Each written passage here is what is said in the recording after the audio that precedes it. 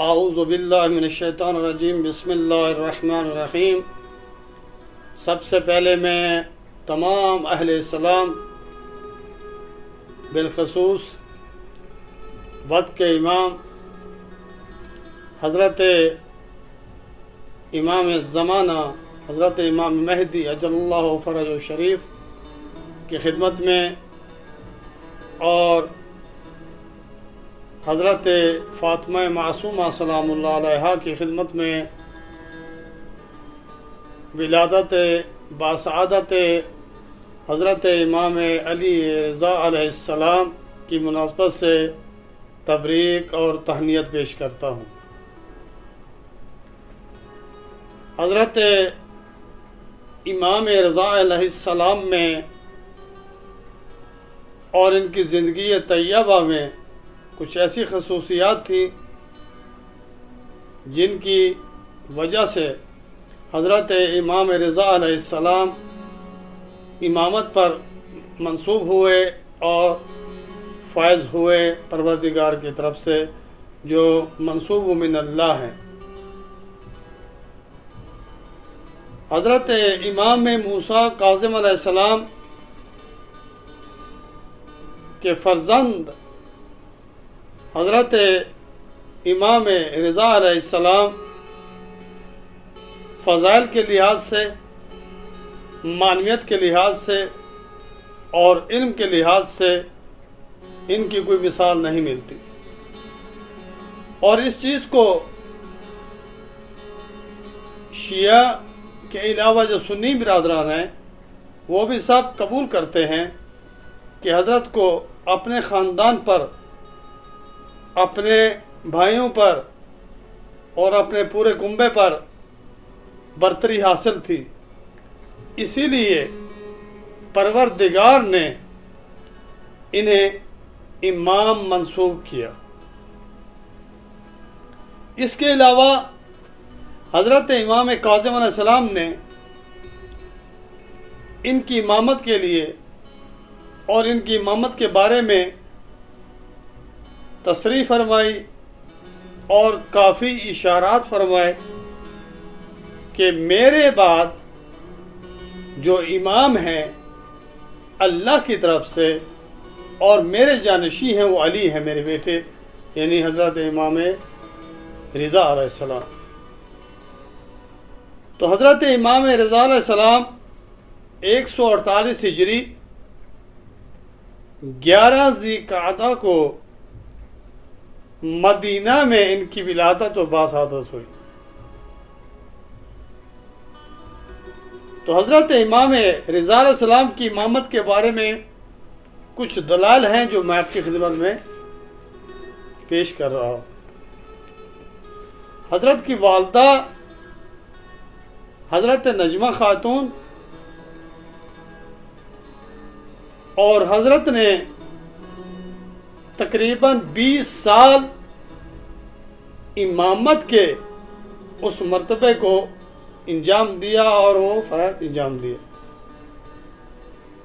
چند دلائل جو ہیں وہ میں ان کی طرف اشارہ کر رہا ہوں جو حضرت امام کاظم علیہ السلام نے اپنی حیات طیبہ میں فرمائے۔ داؤد بن کثیر رکی، محمد بن اسحاق بن عمار، علی بن یقطین، نعیم کابوسی اور دیگر افراد اس میں شامل ہیں جن سے یہ روایت نقل ہوئی ہے۔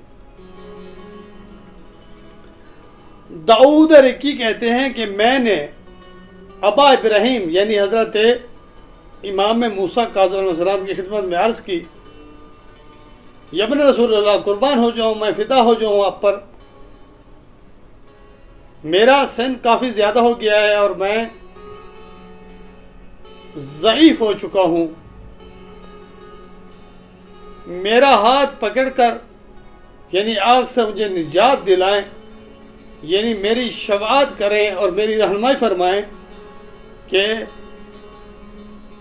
آپ کے بعد جو صاحب اختیار ہوں گے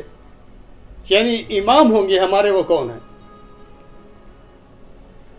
تو حضرت نے اپنے فرزند یعنی حضرت امام رضا علیہ السلام کی طرف اشارہ فرمایا، ھذا صاحبکم من بعدی،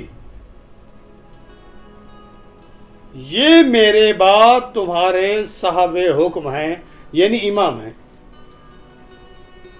اسی طرح سے محمد بن اسحاق کہتے ہیں کہ میں نے ابو الحسن یعنی امام کاظم علیہ السلام سے پوچھا، سوال کیا، عرض کی، آیا آپ ہمیں یعنی اپنے بعد آپ ہمیں دین حاصل کرنے کے لیے کس کے حوالے کریں گے؟ یعنی ہم کس کے پاس جائیں گے تاکہ ہم شرعی احکام اور شریعت محمدی کو حاصل کریں اور دین کو وہاں سے ہم اپنا لیں، اور دین کے جو وظائف وغیرہ ہیں ہم کہاں سے یاد کریں؟ یعنی ہمیں نہیں بتائیں گے آپ کہ مثلا ہم آپ کے بعد وہ کون ہیں، وہ کون سی ہستی ہے جن کے سے ہم رہنمائی حاصل کریں۔ تو حضرت نے جواب میں فرمایا، وہ رہنما میرے بیٹے علی علیہ السلام ہیں، یعنی حضرت امام علی رضا علیہ السلام۔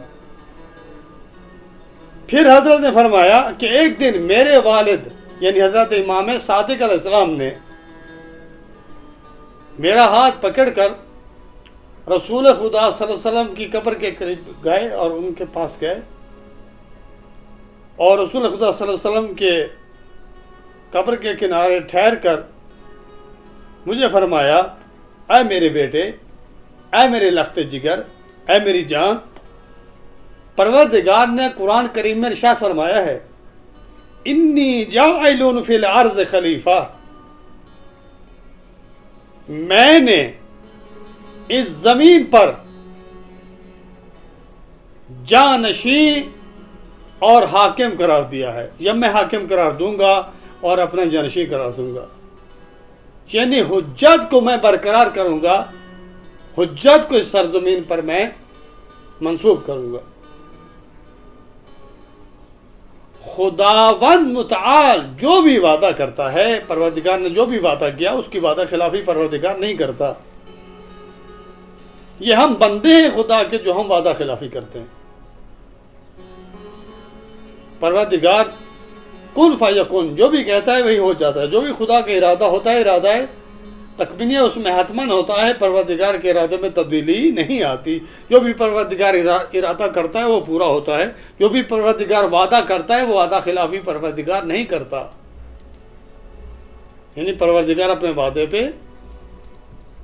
اسی طرح سے اور روایت ہے، نعیم بن صحاف کہتا ہے کہ میں ہشام بن حکم اور علی ابن یقطین ہم بغداد میں تھے، تو علی ابن یقطین نے کہا، حضرت امام موسیٰ علیہ السلام کی خدمت میں عرض کی کہ ہمیں فرما دیجئے کہ اے ہمارے سرور، اے ہمارے آقا جب رسول اللہ، کہ آپ کے بعد یعنی ہمارے سرپرست، ہمارے سرور، ہمارے امام، ہمارے رہنما، صاحب حکم کون ہوں گے؟ تو حضرت نے فرمایا، یہ علی، یہ آپ کے سرور ہوں گے، اور یہ بھی جان لے تو کہ میں نے اپنی کنیت یعنی ابو الحسن میں نے انہیں عطا کر دی ہے، یعنی اپنے بیٹے کو عطا کر دی ہے۔ اور ایک اور روایت میں ہے کہ ہشام بن حکم نے جو ہے نا یہ جب الفاظ سنے، علی ابن یقطین کی یہ بات سنی کہ مولا امام کاظم علیہ السلام نے اسی طرح سے فرمایا، جب انہوں نے یہ بات سنی تو انہوں نے ایک ہاتھ کو اپنی پیشانی پہ رکھا اور کہا، سچ آپ کیا کہہ رہے ہیں؟ انہوں نے کیا فرمایا امام نے؟ تو علی ابن یقطین نے جواب میں کہا مجھے خدا کی قسم جو کچھ بھی امام کاظم علیہ السلام نے فرمایا میں نے آپ کے سامنے پیش کر دیا. یعنی امام کاظم علیہ السلام، امام موسیٰ کاظم علیہ السلام کے بعد جو ہمارے امام ہیں، ہمارے رہنما ہوں گے، وہ علی ابن موسیٰ رضا علیہ السلام، یعنی حضرت امام رضا علیہ السلام ہیں. تو پھر ہشام نے کہا یعنی امام ہفتم کے بعد جو امر امامت ہے، جو حکم امامت ہے، جو حاکم ہیں ہمارے اور صاحب حکم ہیں، وہ امام رضا علیہ السلام ہیں. نعیم کابوسی بھی یہی کہتے ہیں کہ امام کاظم علیہ السلام نے فرمایا میرے بیٹے یعنی علی، یعنی امام رضا علیہ السلام، یہ بزرگ ترین اور یہ انتخاب شدہ ترین ہیں اور یہ محبوب ترین ہیں جو میرے نزدیک ہیں. یعنی میں نے بہت دوست رکھتا ہوں، بہت ان سے پیار کرتا ہوں، ہر لحاظ سے یہ میرے لیے عزیز ہیں اور بہت محبوب ہیں، اور عظمت کے لحاظ سے، شوکت کے لحاظ سے، پرہیزگاری کے لحاظ سے. اور میرے بعد جو میرے جانشی ہیں وہ علی ہیں، یعنی علی ابن موسیٰ رضا علیہ السلام، یعنی حضرت امام رضا علیہ السلام. اسی طرح سے میں امام رضا علیہ السلام سے توسل کرتے ہوئے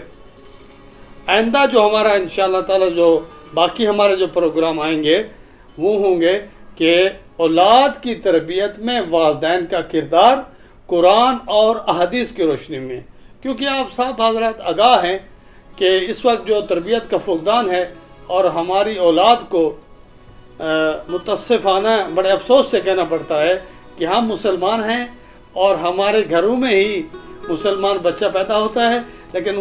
آج کل ان کو تربیت جو ہے نا وہ انگریز دے رہے ہیں اور غیر مسلم دے رہے ہیں. تو لہٰذا ہمیں قرآن کی روشنی میں اور احادیث کی روشنی میں اولاد کی تربیت کرنی چاہیے،